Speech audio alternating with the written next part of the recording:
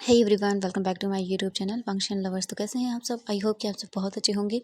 तो आज मैं आपके साथ शेयर करने वाली हूँ वांगशन एफएफ सेकंड मैरिज का नेक्स्ट पार्ट। तो आई होप कि ये स्टोरी पसंद आ रही होगी। पसंद आ रही है तो प्लीज़ वीडियो को लाइक एंड चैनल को सब्सक्राइब ज़रूर कर लीजिएगा। प्लीज़ प्लीज़ कर लीजिएगा। तो चलिए आज का पार्ट हम शुरू करते हैं। बट इससे पहले वाले चैप्टर में हमने देखा था कि जो वीइंग था वो अब 20 साल का हो चुका था और बहुत ही मैच्योर हो चुका था। और टाइम बीतने के साथ साथ उसे पता चल गया था कि जो शुयांग है वो वापस कभी लौट कर नहीं आएगा। उसे ये भी पता चला कि उसने शादी कर ली है और उसकी एक फैमिली है अब हैप्पी। उसकी ओमेगा मतलब उसका ओमेगा हस्बैंड है और उसका एक बच्चा भी है। जिसके बाद वीइंग को बहुत बुरा लगा था। बट वीइंग आज भी कहीं ना कहीं शुयांग का इंतज़ार कर रहा था। या तो वो उसे आके बोल दे कि वीइंग मेरा इंतज़ार मत करो, मैं अब तुम्हारा कभी नहीं हो सकता। बट वीइंग सोच रहा था कि एक ना एक दिन तो वो आएगा ही, उसे कुछ ना कुछ तो बोलेगा। पर टाइम बीतता गया पर शुयांग नहीं आया और आज 5 साल हो चुके थे। जो जियांग चेंग था उसकी शादी हो चुकी थी वांगजी के बड़े भाई लाइन सिचन से। और वो लोग हैप्पीली या बोलेंगे कि नॉर्मली अपनी लाइफ को स्पेंड कर रहे थे। 15 दिन हो चुके थे। लायन सिचन जियांग फैमिली में एडजस्ट होने की कोशिश कर रहा था।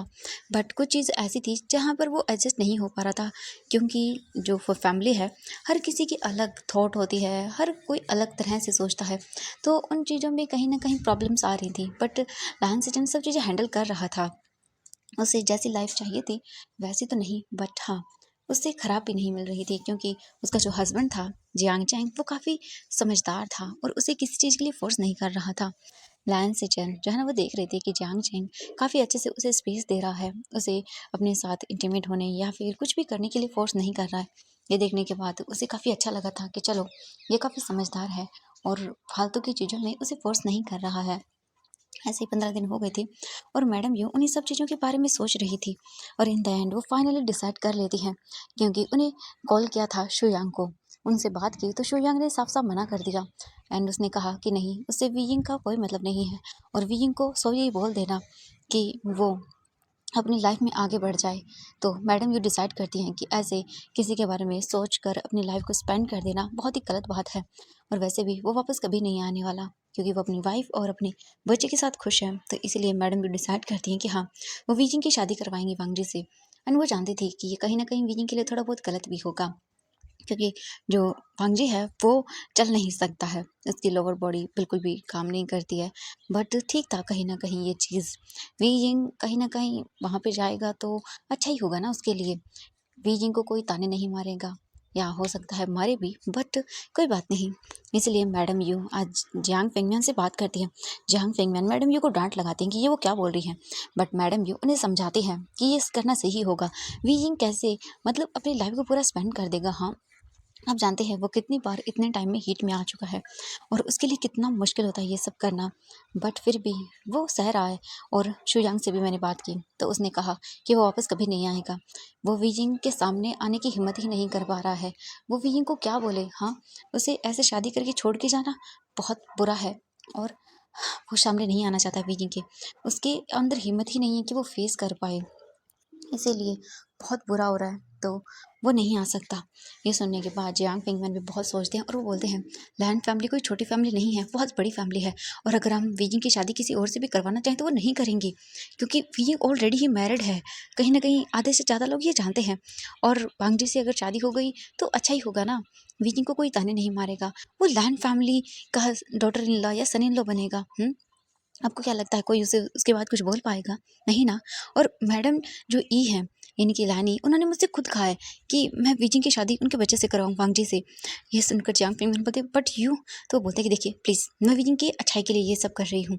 अब ये मत सोचिए कि मैं उसे घर से बाहर निकाल रही हूँ या फिर मैं उसे रखना नहीं चाहती हूँ। मैं बस आप लोगों से बोल रही हूँ कि प्लीज़ वीजिंग की लाइफ में हो सकता है खुशियाँ आ जाए, और क्या पता वीजिंग के जाने से वांगजी ठीक हो जाए। आपको क्या लगता है? मुझे लगता है कि आपको वीजिंग से बात करनी चाहिए। एक आप ही हैं जिसकी वो बात मानता है। आई होप कि आप मेरी बात समझेंगे और वीजिंग को अपनी लाइफ में आगे बढ़ने का एक चांस देंगे। आपको उससे बात करनी चाहिए। आप ही हैं जो उसे मना सकते हैं। इसके बाद चांग फिंगमैन बोलते हैं ठीक है, मैं सोचता हूँ इस बारे में। और ये बोलकर वो फिर अपने ऑफिस चले जाते हैं। मैडम यू बोलती है कि हाँ ये सही होगा उसके लिए। वैसे भी वो कब तक ऐसे अपनी लाइफ को जिएगा, ये बोलकर वो फिर उठकर अपने कामों को करने लगती है। जांग चेंग रेडी होकर अपने ऑफिस चला गया था और जो लैन सेजन थे वो भी रेडी होकर लैन कॉर्पोरेशन चले गए थे, क्योंकि वहाँ पर वो भी जनरल मैनेजर के तौर पर काम करते हैं। हालांकि वहाँ पर अभी भी वहाँ का सीईओ वांग जी है, बट लैन सेजन भी वहीं पर काम करते हैं। उन्हें पसंद है काम करना वहाँ पर, इसीलिए, और उन्हें कोई रोकता भी नहीं है। लैन सेजन का वैसे तो ज़्यादा इन सब चीज़ों में मन नहीं था, उसे अपना कुछ करना था, बट फैमिली वाले ओमेगास को कहाँ ही यह सब करने देते हैं। उसे यहाँ फैमिली में जॉब मिल गई, यही बहुत अच्छी बड़ी बात है उसके लिए। वी जिंग को देखते हैं। वी जिंग खाना वगैरह सब रेडी कर देता है एंड इसके बाद जो नॉर्मली बचे हुए लोग थे वो खाना वगैरह खा लेते हैं। खाना वगैरह हो जाने के बाद वी जिंग फिर अपने रूम में जाने लगता है। तभी मैडम जी बोलते वी जिंग ये सुनते ही रुक जाता है और बोलते जी जी आंटी। ये सुनने के बाद वो बोलते हैं मुझे तुमसे कुछ बात करनी है, मेरे साथ चलो। वी जिंग फिर उनके साथ चला जाता है। वी जिंग अपने रूम में आता है। मैडम यू देखते हैं और बोलते हैं वी जिंग आखिर मुझे ये बताओ तुम कब तक अपनी लाइफ में ऐसे ही रहने वाले हो? बीजिंग बोलते क्या? तो वो बोलते हैं कि क्या तुमने कभी अपनी लाइफ में आगे बढ़ने के बारे में सोचा है? बीजिंग बोलता मतलब मुझे समझ नहीं आया। तो वो बोलते हैं कि देखो मेरा सीधा साधा मतलब यही है कि बीजिंग शू यांग कभी लौट कर वापस नहीं आएगा। मैंने उससे फिर से बात की तो उसने मुझे फिर से मना कर दिया। वो अपनी लाइफ में खुश है और आ भी गया तो भी क्या होगा बीजिंग, कुछ नहीं होगा।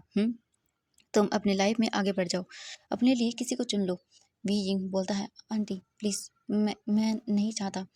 ये सुनने के बाद फिर वो कुछ भी नहीं बोलती और वहाँ से आ जाती। वो बोलती है अच्छा होगा पहले इससे जियांग फेंगम्यान वही बात करें, क्योंकि वीजिंग अगर मैं ऐसे बात करूँगी तो नहीं मानेगा, बट इसके अंकल बात करेंगे तो कहीं ना कहीं ये कन्विंस हो जाएगा, और अगर मैंने पहले ही बात बिगाड़ दी तो सब कुछ खराब हो जाएगा। इसके बाद वो बस अपने कामों में लग जाती हैं एंड इवनिंग होती है। इवनिंग के बाद बीजिंग खाना वगैरह बना लेता है एंड जितने भी काम वगैरह थे वो सब कर लेता है। बीजिंग ने स्कूल ही नहीं, मतलब वो स्कूल गया ही नहीं था, वो हमेशा से घर पर ही रहा। उसे शो यांग ने ही पढ़ाया जितना पढ़ाया था, बाकी का वो कभी स्कूल कॉलेज कहीं नहीं गया। बीजिंग को इन सब चीज़ों में बोल सकते कि इंटरेस्ट था, बट उसे घर के कामों ने ही इतना घेर लिया कि वो कभी कर ही नहीं पाया अपनी ख्वाहिशों को पूरा। इसीलिए वीजिंग सारा काम कर लेता है एंड सभी लोग डाइनिंग टेबल पर आ चुके थे और वीजिंग सभी को खाना सर्व कर रहा था। जांग फेंगमैन बोलते वीजिंग बेटा बैठो तुम, खाना कोई बात नहीं सर्वेंट सर्व कर लेंगे, तुम बैठ जाओ। वीजिंग फिर अपनी चेयर पर बैठ जाता है। इसके बाद जांग फेंगमैन बोलते हैं वीजिंग बेटा देखो मैं तुमसे कुछ इम्पोर्टेंट बात करना चाहता हूँ। आई नो मैं जानता हूँ ये सब सुनने के बाद तुम कहोगे कि अंकल सेल्फिश हैं या फिर वो अपनी बोल सकते हैं सेल्फिशनेस के कारण ये सब कर रही हैं, बट ऐसा कुछ भी नहीं है बेटा। मैं तुम्हारे बारे में अच्छा सोच रहा हूँ। देखो तुम्हारे लिए एक बहुत अच्छा रिश्ता आया बेटा लैन फैमिली से। ये सुनने के बाद वीजिंग देखता क्या, तो वो वीजिंग बोलता बट अंकल, तो वो बोलते कि हाँ मैं जानता हूँ वीजिंग तुम मैरिड हो, पर वीजिंग ऐसी शादी का क्या फ़ायदा, मुझे ये बताओ। वो तुम्हें छोड़ के चला गया और अब वो वापस कभी नहीं आएगा, और अगर तुम उसका इंतज़ार भी करना चाहते हो, पर बीजिंग तुम्हारे इंतज़ार करने का कोई फ़ायदा नहीं होगा। तुम अच्छे से ये बात जानते हो कि उसकी शादी हो गई है, उसने शादी कर ली है और उसका एक बच्चा भी है। बीजिंग मुझे बताओ तुम किसका इंतज़ार कर रहे हो? हाँ अपनी लाइफ में आगे बढ़ो। बीजिंग बोलता है वो तो जियांग फेंगमैन बोलते हैं बीजिंग बेटा मैं तुम्हारी अच्छाई और तुम्हारी भलाई के लिए ये सब कर रहा हूँ। बीजिंग क्या तुम बस एक बात मानोगे अपने अंकल की? बीजिंग प्लीज़ शादी कर लो। लैन वांगजी बहुत अच्छा इंसान है, वो तुम्हें खुश रखेगा बीजिंग, और तुम भी खुश रहोगे। लैन फैमिली बहुत बड़ी है। लैन सेचन उसी के बड़े भाई हैं लैन वांगजी के। लैन सेचन देखते हैं और बोलते क्या? लैन सेचन बोलते मेरे भाई वांगजी का रिश्ता बीजिंग के लिए आया है। जियांग फेंगम्यान बोलते हैं हाँ बिल्कुल, तुम्हारे मॉम ने हमसे बात की और उन्होंने कहा कि वो बीजिंग को उसकी असलियत जानते हुए भी अपने बेटे वांगजी के लिए मांगती हैं, और अभी फ़िलहाल हमने उनसे कुछ भी नहीं कहा है। हमने पहले बीजिंग से बात करना ज़रूरी समझा, इसीलिए मैं चाहता हूँ बीजिंग कि तुम उससे शादी कर लो। बेटा मैं तुम्हें सोचने के लिए कुछ दिन देता हूँ, ठीक है? तुम मुझे सोच कर सब बता दो, ओके? इसके बाद वो वहाँ से चले जाते हैं उठकर। उनका खाना हो चुका था ऑलरेडी ही। खाना वगैरह हो जाने के बाद सभी चले जाते हैं। वी जिंग बस सभी प्लेटें रख रहा था और उसका दिल दर्द कर रहा था। वी जिंग मतलब सोच रहा था कि वो ज़िंदगी भर शुयांग का इंतज़ार करते हुए बिता देगा, पर नहीं, उसे लगता है कि जैसे मानो उसे जाना होगा यहाँ से, उसे किसी और का बनना पड़ेगा। बट वी जिंग नहीं चाहता। वी जिंग बिल्कुल भी नहीं चाहता कि कोई और उसकी ज़िंदगी में आए। वो बस एक ही इंसान से प्यार करता आया है और वो शू यांग है। शू यांग के बारे में सोच कर ही बीजिंग बहुत ज़्यादा डिप्रेस हो जाता है, उसे कुछ भी समझ नहीं आ रहा था। मैडम यू देख रही थी वीजिंग को, वो हॉल में बैठकर सब देख रही थी और वो इन द एंड डिसाइड करती हैं, वो अपना फ़ोन निकालती हैं और उसके बाद फिर वो कुछ चीज़ें करती हैं, सब काम हो जाता है। वीजिंग अपने रूम में जाता है। वीजिंग अपने रूम में जाने के बाद वहाँ पर बैठ जाता है और बैठ जाने के बाद वो सोचता है बालकनी में जाकर वो क्या करे वो। हाँ, तभी वीजिंग के डोर के बाहर नॉक होता है। वीजिंग जाता है, डोर ओपन करता है तो वहाँ पर मैडम यू थी। वीजिंग बोलता आंटी, तो वो बोलती कि मुझे तुम्हें कुछ दिखाना है वीजिंग। वीजिंग फिर साइड हट जाता है। मैडम यू अंदर आती हैं और वो फिर वीजिंग को देखती हैं और बोलती हैं, ये लो वीजिंग, इसे देखने के बाद अच्छे से डिसाइड करना और कल मुझे बताना कि तुम्हें अपनी लाइफ में आगे बढ़ना है या नहीं। वीजिंग, तुम्हारे अंकल ने पहली बार तुमसे कुछ मांगा है तो क्या तुम उन्हें नहीं दोगे? प्लीज़ एक बार इस फोटो को अच्छे से देखो। इन सब चीज़ों को अच्छे से देखने के बाद तुम बताओ तुम क्या करना चाहते हो। ठीक है, मैं तुम्हें फोर्स नहीं कर रही हूँ, बस मैं तुम्हें ये बता रही हूँ, हो सकता है तुम्हारी लाइफ में एक नई शुरुआत हो। ये शादी ही शायद वो मोड़ हो जिससे तुम अपनी लाइफ में कुछ और आगे कर पाओ। बीजिंग, ऐसे अपनी लाइफ को ख़त्म मत करो। शायद बहुत सारी चीज़ें तुम्हारा इंतज़ार कर रही हैं, ढेर सारी खुशियाँ तुम्हारा इंतज़ार कर रही हैं। बस तुम्हें उनको तलाश करनी है और तलाश तुम्हारे पास खुद आई है। तुम इन्हें देखो और खुद डिसाइड करो। वो एक फ़ाइल को वहाँ रख कर चली जाती हैं। उनके जाने के बाद जो बीजिंग था वो डोर बंद करता है और उस चीज़ को देखता है। उनके सामने एक फ़ाइल थी। बीजिंग फिर उसे उठाता है और बालकनी में आकर बैठ जाता है। उसके ऊपर लिखा हुआ था शू यांग। उसके बाद वीजिंग की आंखों से आंसू गिर रहे थे। वीजिंग बहुत मुश्किल से उसे ओपन करता है और उसे देखना शुरू करता है। वीजिंग जैसे जैसे देखता जा रहा था, वीजिंग के हाथ काँप रहे थे। इन द एंड वीजिंग शू यांग और उसके बच्चे और उसके हस्बैंड की फ़ोटो देखता है और वीजिंग के हाथों से वो फाइल नीचे गिर जाती है। वीजिंग बस अपनी आंखें बंद कर लेता है और आसमान की ओर देखता रहता है। वीजिंग वहीं काउच पर बैठा बैठा सो जाता है और उसकी आंखों से नींद में भी आंसू गिर रहे थे। मॉर्निंग हो जाती है। मॉर्निंग होने के बाद वीजिंग उठता है तो उसकी आंखें पूरी तरह से सूज चुकी थी। वीजिंग उठकर जाता है, शावर वगैरह ले लेता है और उसके बाद बाहर आता है। बाहर आने के बाद वीजिंग अपनी आंखों को अच्छे से क्लीन अप वगैरह कर लेता है, बट अभी भी पता चल रहा था कि वो कितना रोया है और कितना तड़पा है। इसके बाद वीजिंग नीचे आता है और फिर खाना वगैरह बनाना शुरू कर देता है। धीरे धीरे करके सभी फैमिली मेम्बर्स आ जाते हैं डाइनिंग एरिया की ओर। सभी आकर अपने चेयर्स पर बैठ जाते हैं। नॉर्मली आकर सभी लोग खाना खाने लगते हैं। वीजिंग सभी को सर्व करता है और फिर भी बैठ जाता है खुद भी, और धीरे धीरे करके सभी खाना खा रहे थे। ऐसे ही करके उनका खाना हो जाता है। खाना वगैरह हो जाने के बाद जो वीजिंग था वो बोलता है, अंकल जैंग पेंगमैन देखते हैं और बोलते हैं, हाँ वीजिंग बोलो। वीजिंग बोलता है, अंकल मैं शादी करने के लिए तैयार हूँ। ये सुनने के बाद madam you and other family members भी सरप्राइज थे और बोलते कि क्या। जैंग जैंग आता और बोलता, वीजिंग क्या तुम सच बोल रहे हो? तुम सच में शादी करना चाहते हो? हाँ, वीजिंग बोलता है, हाँ मैं करना चाहता हूँ। मैं आखिर कब तक ही ऐसे रहूँगा? समझ गया मैं। वीजिंग बस चुपचाप करके वहाँ से चला जाता है। ये सुनने के बाद मैडम ये तो बहुत ही ज़्यादा खुश हो जाती हैं और जियांग फेंगमैन भी खुश होते हैं, बट कहीं ना कहीं उन्हें बोल सकते हैं कि इस चीज़ का रिग्रेट तो था ही कि वीजिंग की शादी एक मतलब वैसे अच्छे इंसान से हो रही है। हाँ, उन्होंने सुना है वांग जी के बारे में, वो बहुत अच्छा है, बट वीजिंग क्या खुश रहेगा या नहीं? जियांग फेंगमैन जानते हैं कि वीइंग ने शुयांग से शादी करने के लिए क्या कुछ नहीं किया था। उसने अपने आप को मारने तक की धमकी दे दी थी। क्या सच में वीइंग अपने सेकंड हस्बैंड से प्यार कर पाएगा? क्या वीइंग की सेकंड मैरिज अच्छी हो पाएगी? हाँ, सच में बहुत सारे क्वेश्चंस थे, बट इनके सवालों के जवाब शायद ही किसी के पास थे। वीइंग अपने रूम में आने के बाद डोर बंद कर लेता है और अपनी आंखें बंद कर लेता है, और जब वो बाहर निकला था तभी उसे कुछ आवाज़ें और कुछ चीज़ें पता चली थी, जिसे सुनने के बाद वीजिंग को बहुत बुरा लगा था। वीजिंग बोलता है, सही कहा, मैं इस घर में एक बोझ ही तो हूँ और उस चीज़ के अलावा कुछ भी नहीं हूँ। हर एक कोई मुझे मुझे लेकर परेशान रहता है। मैं कब तक ही इस घर में रहूँगा? ना ही तो मैं कोई काम करता हूँ, ना ही कोई और चीज़। मैं इन लोगों पर बोझ ही बन गया हूँ। कब तक इनके पास ऐसे ही पड़ा पड़ा खाता रहूँगा?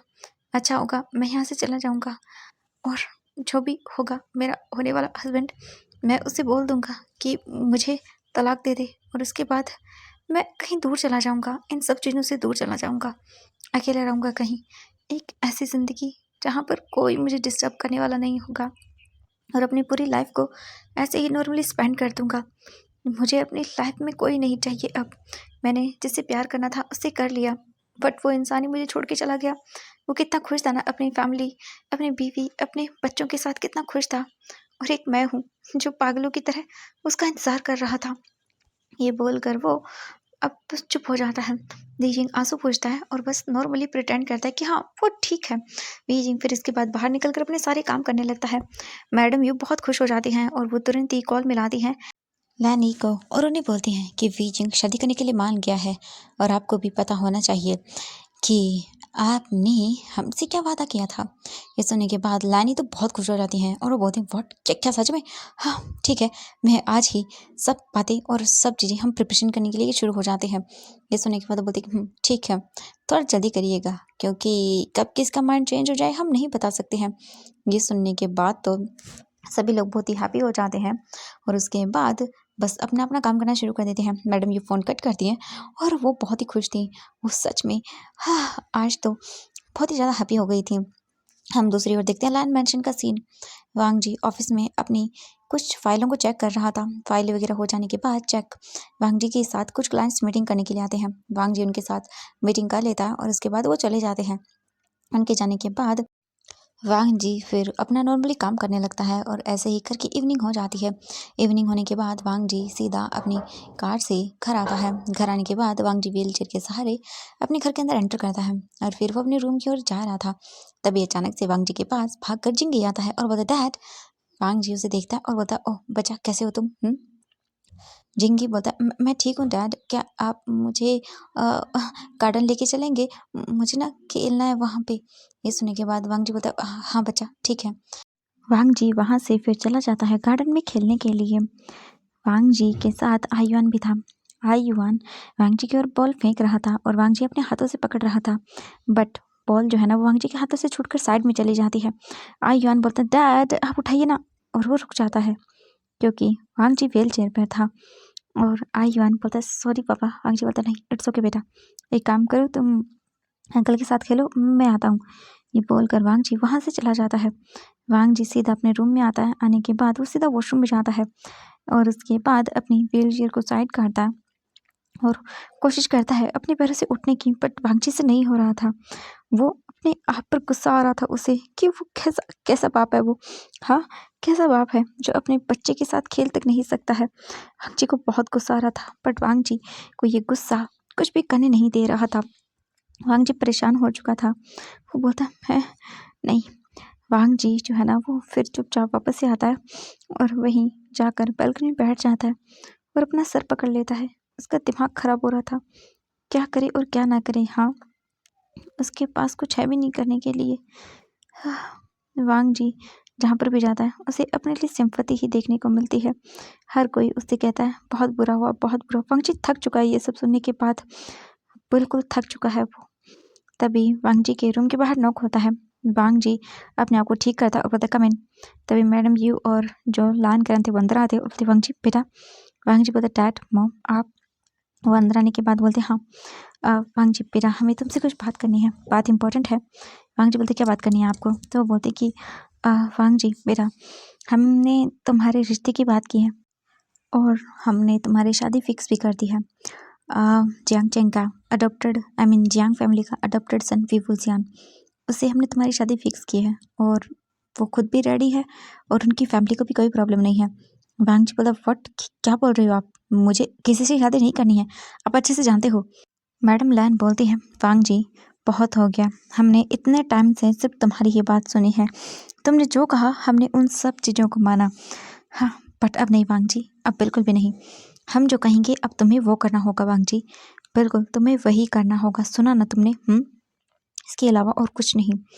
वांग जी हम बहुत खुश हैं कि उन्होंने फाइनली हाँ बोल दिया है और वो ओमेगा भी तैयार है। वांग जी देखो हमने तुम्हारे लिए बहुत मुश्किल से उन्हें मनाया है। वांग जी बोलता व्हाट मनाया है? वांग जी देखता और बोलता मॉम आप जानते हो, हाँ मुझे इसे पता है अच्छे से, आप लोगों ने कुछ ना कुछ तो ज़रूर किया होगा क्योंकि कोई भी मुझसे शादी करने के लिए तो रेडी नहीं होगा। बताओ मुझे क्या किया आप लोगों ने? हाँ, ये सुनने के बाद वो बोलती है चुप करो वांग जी, हमने जो कहा है वही करो। वांग जी बोलता है मैं शादी नहीं करूँगा और इट्स माय फाइनल डिसीजन। ये सुनने के बाद मैडम लैन बोलती हैं तो तुम क्या वांग जी ऐसे ही रहना चाहते हो ज़िंदगी पर? हाँ, तुम क्या ऐसी ज़िंदगी जियोगे? वांग जी बोलता, हाँ मैं ऐसे ही जीऊँगा, मुझे नहीं करनी है किसी से शादी। सुनने के बाद बोलती, क्यों नहीं करनी वांग जी तुम्हें? वांग जी बोलता, आप अच्छे से जानते हो मैं नहीं करूँगा और मेरे पास किसी चीज़ की कोई कमी नहीं है, मेरे पास मेरा बेटा है और मैं खुश हूँ। ये सुनने के बाद वो बोलती, व्हाट वांग जी, तुम अच्छे से जानते हो कि वो। वांग जी बोलता है, बस बहुत हो गया, मुझे नहीं सुनना, मुझे खुश रहना है यहाँ पर और कुछ नहीं। मैं अपने बच्चे के साथ बहुत खुश हूँ, मुझे कोई नहीं चाहिए अपने लाइफ में। ये सुनने के बाद वो बोलती, नहीं तुम्हें यह शादी करनी होगी और इट्स माई फाइनल डिसीजन वांग जी। ये शादी 10 दिन के अंदर अंदर होने वाली है और वो लोग भी मान चुके हैं और हमने भी अच्छे से सब चीज़ें कर ली हैं, सुना तुमने। और हम 2 दिन के बाद उनके घर जाने वाले हैं, उनसे रिश्ते की बात करने के लिए और आगे की प्रिपरेशन करने के लिए, सुना तुमने। वांग जी बोलता है, मैं नहीं करने वाला हूँ। तो जो मैडम लैन थी वो बोलती हैं, तुम करोगे वांग जी। वांग जी बोलता, डैड बोल दीजिए मॉम को। तो वो बोलते, नहीं बेटा इस बार तुम्हें हमारी बात माननी ही होगी। वांग जी बोलता, मैं नहीं करना चाहता। तो बोलते कि अगर तुमने नहीं की उनके बेटे से शादी तो वांग जी तुम जानते हो तुम्हारा भाई उस घर में है, समझाया ना तुम्हें? हाँ, अगर ये शादी नहीं हुई तो फिर तुम्हारे भाई को प्रॉब्लम फेस करनी पड़ेगी। वांग जी बोलते, क्या मतलब है आपका? ये सुनने के बाद वो बोलते हैं कि जियांग चेंग का एज अ बोल सकते हैं छोटा भाई है वी जी। तो तुम्हें क्या लगता है वांग जी, तुम्हारे भाई को वहाँ पर परेशानी नहीं होगी? हर बात पर उसे ताना दिया जाएगा, हर एक चीज़ पर उसे सुनाया जाएगा वांग जी। वांग जी बोलते, क्या बकवास करे हो आप मॉम डैड? वो बोलते हैं कि हाँ यही होगा। वांग जी ये फाइनल है, तुम्हारी शादी हो रही है तो मतलब हो रही है। तुम नहीं चाहते हो जिंगई को एक अच्छी मॉम मिले, ओमेगा मॉम। और वो बेटा, वो लड़का बहुत अच्छा है, मैंने देखा है उसे और बहुत सुंदर भी है। वांग जी बोलता, मुझे कोई मतलब नहीं है। बट वांग जी की कोई बात वो लोग नहीं सुनते। वांग जी के ना करने पर भी वो वेडिंग हो जाती है, इसका मतलब है कि फिक्स हो जाती है। वांग जी कुछ नहीं कर पाता। वांग जी पता लगवाता है कि आखिरकार उसके डैड और मॉम ने किया क्या है। एंड वांग जी के सामने थी रिपोर्ट। वांग जी को पता चल चुका था कि उनकी जो सबसे बड़ी डील होने वाली थी वो उन्होंने हाँ जियांग को दे दी है। और इसी से वांग जी जान जाता है कि ओह, तो उन्होंने अपने बेटे का सौदा किया है। बट मुझे भी बिल्कुल भी ये सब पसंद नहीं है। हाँ, और वो ओमेगा रेडी भी हो गया मुझसे शादी करने के लिए। हाँ, क्या बात है, मान गया उन लोगों को। पैसे के इतने लालची हैं कि उन्होंने एक बार भी नहीं सोचा कि उस ओमेगा सन का क्या होगा। हाँ, सच में पैसों के लिए हर कोई बिक जाता है और ऐसा ही वो होगा। बट देखना तुम, मैं तुम्हारी लाइफ को कैसे हल बनाता हूँ और तुम मुझसे खुद गिड़गिड़ाओगे ये बोलकर कि तुम्हें डिवोर्स चाहिए। ये बोलकर वांग जी बस अपनी आइज़ बंद कर लेता है। अब धीरे धीरे करके फैमिलीज़ का एक दूसरी फैमिलीज़ में आना जाना लगा हुआ था, क्योंकि शादी की प्रिपरेशन शुरू हो रही थी और सभी चीज़ें हो रही थी। बट वीजिंग इस सब से बिल्कुल खुश नहीं था, बिल्कुल भी खुश नहीं था। वीजिंग अपनी एंगेजमेंट रिंग को ही देख रहा था, वीजिंग चाहकर भी उसे उतार नहीं पा रहा था। वहीं दूसरी ओर हम देखते हैं यूएस में जो शाओ शुयांग था वो अपने काम को कर रहा था और तभी साओ शिंचन उसके पास आता है और बोलता है, हस्बैंड कॉफ़ी। शुयांग बोलता है, हाँ। फिर वो कॉफ़ी लेता है और वो बोलता है, हमारा बेटा कैसा है रिलान? ये सुनने के बाद बोलता है कि वो बिल्कुल ठीक है, आप चिंता मत करिए। इसके बाद साव सिंचन वहाँ से चला जाता है रात का खाना बनाने के लिए। जो शुयांग था वो बैठा रहता है और बस कॉफ़ी पीता है और फिर अपने काम को चेक करने लगता है। थोड़ी ही देर के बाद जो उसका फ़ोन था वो रिंग करता है। वो अपना फ़ोन देखता है और कॉल जो वो थी वो लैन फैमिली से थी। वो कॉल पिक करता है और बोलता है, हेलो। दूसरी ओर उसे कुछ पता चलता है। ये सुनने के बाद वो खुश हो जाता है और बोलती, क्या सच में? ओह माय गॉड, मैं बहुत खुश हूँ, हमारी वांग जी की शादी हो रही है। हाँ बिल्कुल, ऑफ कोर्स मैं आऊँगा। और ये बोलकर वो कुछ देर बातें करता है और फिर फ़ोन कट करता है। उसके फेस पर एक स्माइल थी और वो खुश था। तभी जो साव शिंचन था वो आता है और बोलता है कि हस्बैंड खाना बन चुका है, चलिए। साव शिंचन उसके फेस की हंसी देखकर बोलते, क्या हुआ, आप बहुत टाइम के बाद खुश लग रहे हैं। साव शिंचन को देखकर शुयांग बोलता, हाँ बिल्कुल मैं खुश हूँ, मेरे फ्रेंड की शादी हो रही है। लैन वांग जी, मैंने तुम्हें बताया था ना, फाइनली वो शादी कर रहा है। इतने टाइम के बाद मैं खुश हूँ कि वो शादी कर रहा है, क्योंकि वो तुम्हें पता है ना उसका एक्सीडेंट हुआ था। तो वो बोलती कि हाँ आपने मुझे बताया था, बट ये तो बहुत अच्छी बात है कि वो शादी कर रहे हैं। ओह माय गॉड, मैं भी बहुत खुश हूँ, क्या आप जाएंगे? ये सुनने के बाद वो बोलता, ऑफ कोर्स मैं जाऊँगा, मैं अकेले ही नहीं जाऊँगा, तुम भी जाओगे। और वैसे भी तुम मुझे बोलते थे कि फैमिली से नहीं मिलवाया, तो मैं तुम्हें मेरी फैमिली से मिलवाना चाहता हूँ, और हमारे बच्चे को भी। ये सुनने के बाद साव शिंचन खुश हो जाता है और बोलता, सच में हम चलेंगे? तो शुयांग बोलता, हाँ बिल्कुल हम चलेंगे, अपना सामान पैक कर लो। हम जाने वाले हैं। आज से वांग जी की शादी वो है ना, वो 3 डेज़ के बाद है। आई थिंक हमें कल चलना होगा। तुम अपना सामान पैक कर लो। ये सुनने के बाद वो खुश हो जाता है और बोलता है ओके ठीक है हस्बैंड। एंड वो तुरंत ही उसके चिक्स पे किस करता है और वहाँ से चला जाता है। उसके जाने के बाद शू यांग बस बैठ जाता है, अपनी आइज़ बंद करता है और बोलता है मैं वापस आ रहा हूँ। मैंने डिसाइड कर लिया है, बहुत हो गया। अब मैं आकर उस इंसान से माफ़ी मांगूंगा जिसके साथ मैंने बहुत गलत किया। और शाओ शिंगचन, तुम्हें भी मैं सच्चाई बता दूंगा वहाँ चलने के बाद कि आखिरकार क्या हुआ है और क्या नहीं हुआ। मैं जानता हूँ वीजिंग वीजिंग आज भी मेरा इंतज़ार कर रहा है, पर मैं चाहता हूँ कि वो अब गिव अप कर दे। उसे उसे भी इंतज़ार करने का कोई हक नहीं है। मैं बहुत बुरा हूँ। मैंने एक मासूम की ज़िंदगी बर्बाद कर दी। मुझे लगा कि वो कहीं न कहीं भूल जाएगा, पर नहीं, वक़्त के साथ-साथ उसका प्यार भी बढ़ता गया। अब सब कुछ बदल गया। बट कोई बात नहीं, मैं सब कुछ ठीक कर दूँगा। मैं आ रहा हूँ वीजिंग, मैं आ रहा हूँ। मुझे मुझे माफ़ कर देना, मैं तुम्हारा गुनहगार हूँ, मुझे माफ़ कर दो वीजिंग। और ये बोलकर वो अपनी आँखों के आँसुओं को साफ़ करता है और इसके बाद वो बस वहाँ से उठकर चला जाता है। शाओ शिंगचन सामान को पैक कर रहा था और वो खुश था कि वो इतने सालों में इतने टाइम के बाद अपने हस्बैंड की फैमिली से मिलेगा, तो वो बहुत खुश था। वो अपने सारे सामान वगैरह पैक कर लेता है और रख देता है क्योंकि नेक्स्ट डे ही उन्हें निकलना था। शू यांग अपनी टिकट बुक करवा लेता है अपने हस्बैंड की और बस सारा काम हो जाता है। वहीं दूसरी ओर हम देखते हैं जियांग मैंशन का सीन। सभी लोग खुश थे और काम कर रहे थे, यानी कि वीजिंग की वेडिंग की प्रिपरेशन कर रहे थे। वहीं यानली को पता चला था कि वीजिंग की वेडिंग हो रही है। पहले तो वो खुश हो गई थी कि वीजिंग शादी कर रहा है, फाइनली वीजिंग शादी कर रहा है। बट उसे जब ये पता चला कि वो लैन वांगजी से शादी कर रहा है, तो उसने भी अपनी मॉम से कहा कि मॉम ये आप क्या कर रही हैं, आप जानती हैं वांगजी नहीं चल सकता। तो आप उसकी शादी कैसे करवा रही हैं। बट मैडम लैन ने कहा कि वीजिंग को कोई प्रॉब्लम नहीं है और वो शादी करना चाहता है, तो हम लोगों ने भी बोल दिया। आखिरकार कब तक वो उसका इंतज़ार करता रहेगा। बट यानली ने कहा था कि ऐसे इंसान से वीजिंग एक बेटर पार्टनर डिजर्व करता है और अभी तो वीजिंग की एज भी ज़्यादा नहीं है, वो बस 20 साल का है और वांगजी की एज इस वक्त ज़्यादा है वीजिंग से। बट फिर भी मॉम आप उसकी शादी करवा रही हैं। चलो कोई बात नहीं, एज तो एक तरफ हम देख भी लें, बट वांगजी तो मॉम जानती हैं आप। मैडम यूँ बोलती हैं यानली चुप करो तुम, बहुत मुश्किल से वो शादी करने के लिए माना है और उसने खुद कहा है। तो ये सुनने के बाद जो मैडम यू थी उन्हें देख कर यानली बोलती है मॉम क्या वीजिंग जानता है वांग जी चल नहीं सकता है। ये सुनने के बाद मैडम जी चुप हो जाती हैं क्योंकि हाँ वीजिंग को नहीं पता। एंड वीजिंग ने कुछ पूछा भी नहीं अपने होने वाले हस्बैंड के बारे में, क्या करता है क्या नहीं करता, बस वो चुप था। बस चुप था। वहीं जो लैंस सिजन थे वो खुश थे कि चलो उनका भाई शादी कर रहा है, बट कहीं ना कहीं वो डरे हुए भी थे क्योंकि वांगजी ने शादी करने के लिए हाँ क्यों बोल दिया, जबकि वो शादी करना चाहता ही नहीं है। अभी भी वो अपने पुराने जख्मों से निकला नहीं है और वांग जी बस वो डरा हुआ था क्या विंग के साथ अच्छा रहेगा, क्योंकि इतने टाइम तक जांग मैंशन में रहने के बाद लांस सीजन समझ चुके थे कि विंग बहुत अच्छा है और बहुत ही ज़्यादा काइंड पर्सन है और विंग सच में मासूम है बहुत ज़्यादा।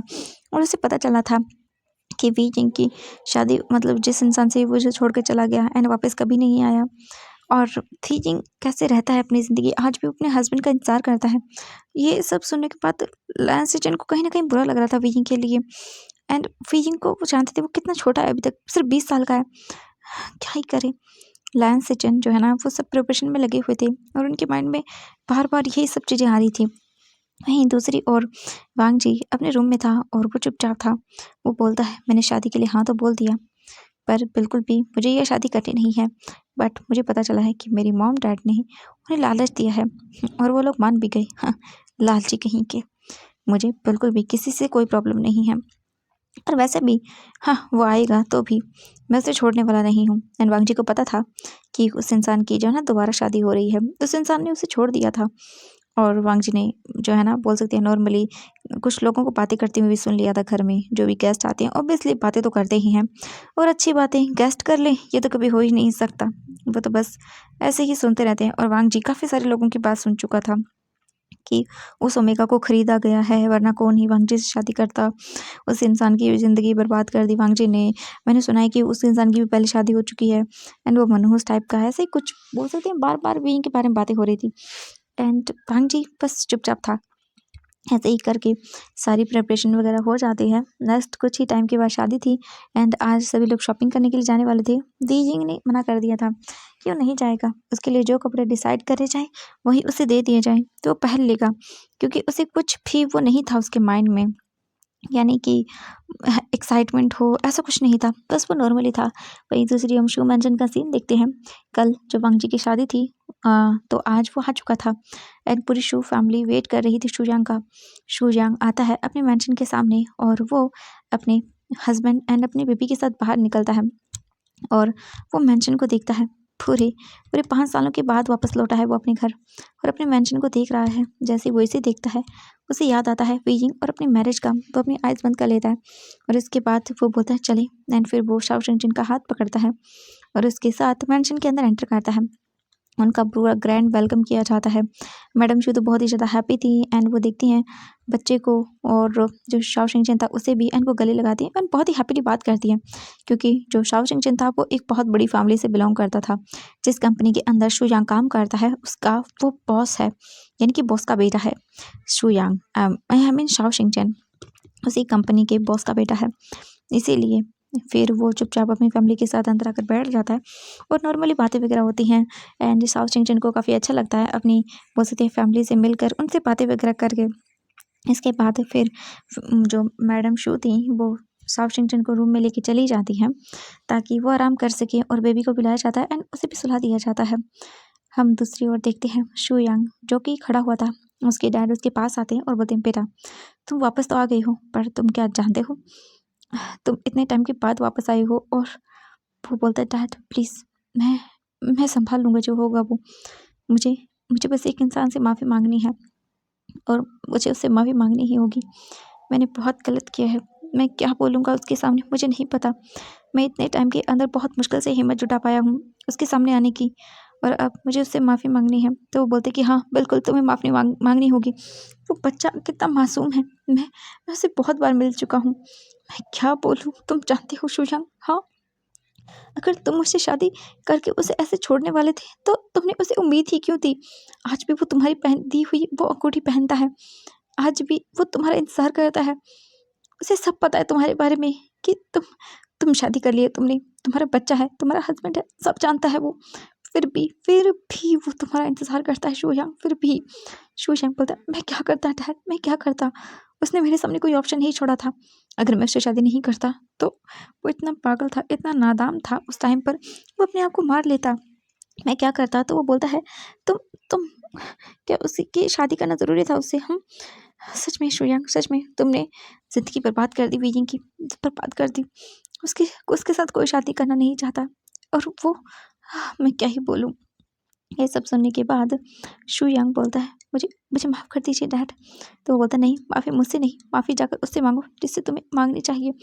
और मुझे ये बताओ क्या तुम्हारे हस्बैंड को पता है। ये सुनने के बाद शू यांग नीचे सर कर लेता है और बोलता है ओह तो तुमने उसे भी अंधेरे में रखा है। तुमने उसे भी नहीं बताया सच तुम्हारी फर्स्ट वेडिंग का। ये सुनने के बाद वो बोलता है नहीं, मुझे मुझे डर था कि वो कहीं मुझे छोड़ के ना चला जाए।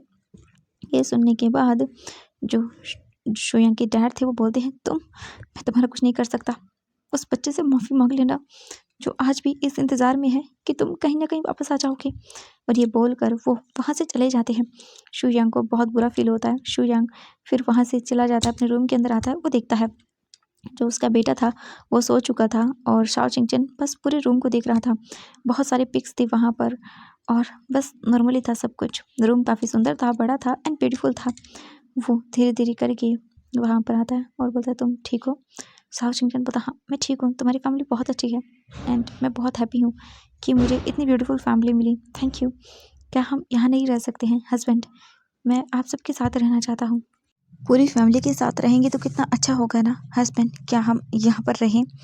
ये सुनने के बाद शू यांग बोलता है मैं देखता हूँ, फिलहाल मैं कुछ नहीं कह सकता।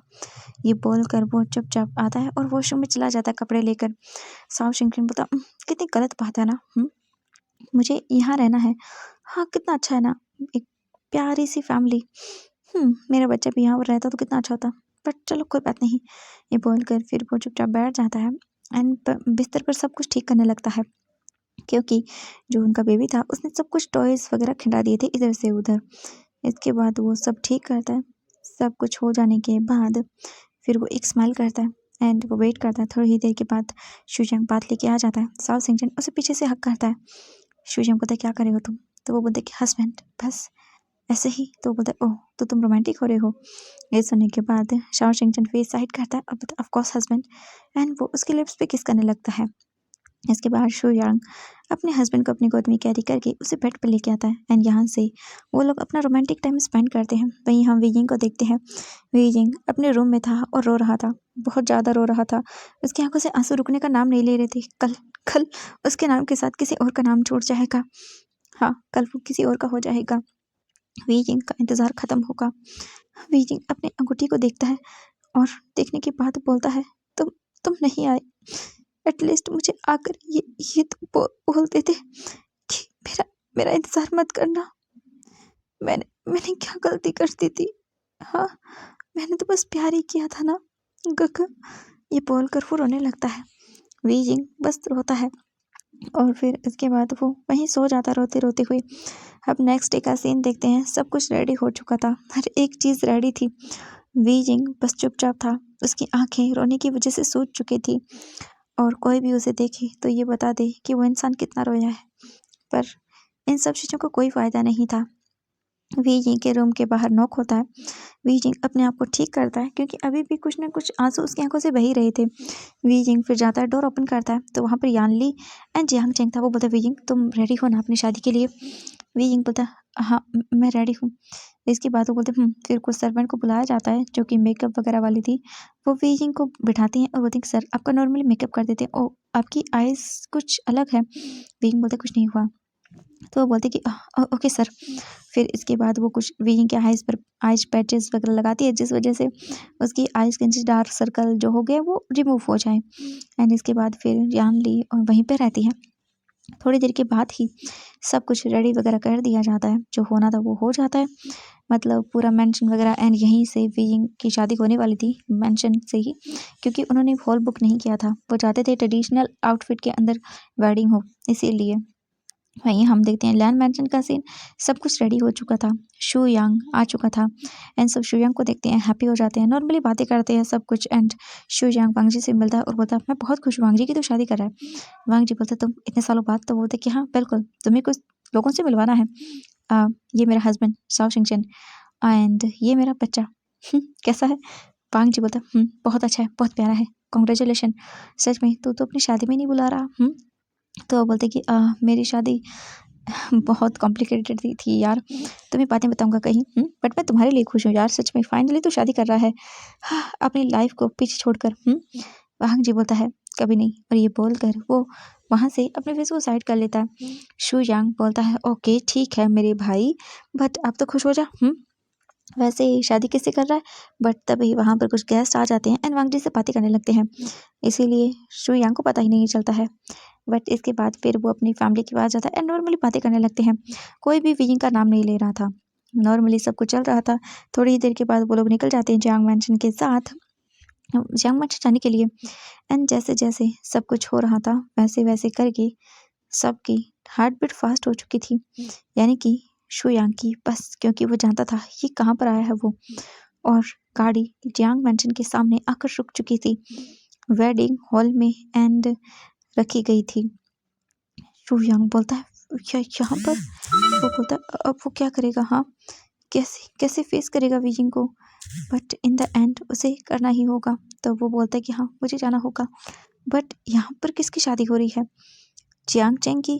जियांग चेंग, मुझे मुझे कुछ समझ नहीं आ रहा। इस घर में ओमेगा यानली जी, क्या वांग जी की शादी यानली से हो रही है? ओह माय गॉड, जहाँ तक मुझे पता है नहीं, ऐसा नहीं हो सकता। वो सोचता है कि चलो कोई बात नहीं, अंदर जाके देखते हैं। इसके बाद फिर धीरे धीरे करके सभी आने लगते हैं और जो लान फैमिली थी वो अंदर आ रही थी एंड जियांग फैमिली धीरे धीरे उन सभी का स्वागत कर रही थी। एक एक करके सभी लोग अंदर चले जाते हैं and in the end entry होती है शू यांग की। शू यांग गेट पर खड़ा हुआ था और वही जियांग चेंग था। जियांग चेंग जैसे ही शू यांग को देखता है उसका गुस्सा बढ़ जाता है, वो आगे बढ़ने लगता है शू यांग को देखने के बाद। बट तभी जो मैडम लैन थी वो आती है और बोलते हैं शू यांग बेटा क्या कर रहे हो तुम यहाँ पर? चलो जल्दी।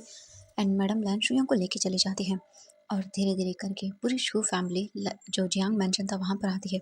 एंड देन जियांग चैंग जल्दी से जाता है और बोलता है डैड मुझे आपको कुछ बताना है। ये सुनने के बाद वो बोलता हाँ बताओ। तो जियांग फेंग मैन बोलते हैं बेटा बोलो। शू यांग यहाँ पर आ चुका है डैड। ये सुनते ही जियांग फेंग मैन बोलते हैं व्हाट फीजिंग। तो वो बोलते हैं चिंता मत करो डैड, मैं फीजिंग को पता चलने नहीं दूंगा, वरना उसकी क्या हालत होगी शू यांग को देखकर, वो भी अपनी ही शादी के दिन। मुझे डर लग